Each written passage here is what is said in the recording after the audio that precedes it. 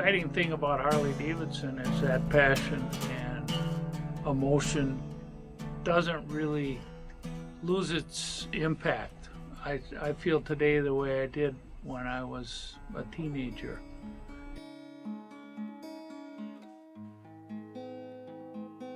Our brand is the heartbeat of the company, and there's certain visuals and proportions that are Harley-Davidson.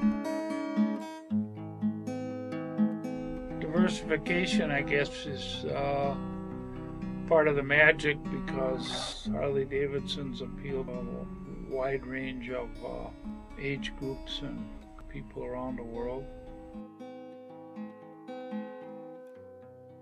So we have a variety of design talents who have different perspectives on different motorcycles. That's very valuable for the variety of vehicles that we build.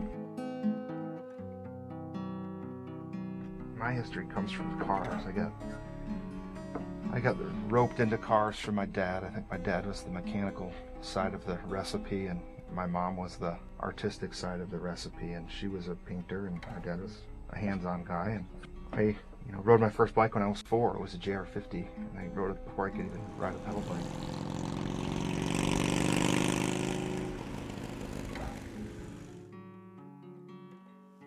I mean, if you look at Ray, right, he has a 32 Ford. And you look at Collins, he's got an old Mercury Comet. Willie's got old cars. Steve Clements builds his own helicopters and flies them. It's all different angles firing at all times, which is kind of cool because people have totally different perspectives.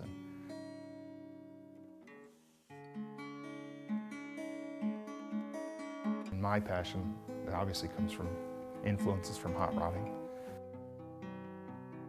I'd build a car and do a little bit, and then I'd sell it and get some money, and then I'd keep putting the money away, and then it was... I'm fortunate in that I share these interests with the people in the styling department who are hobbyists as well as experienced designers.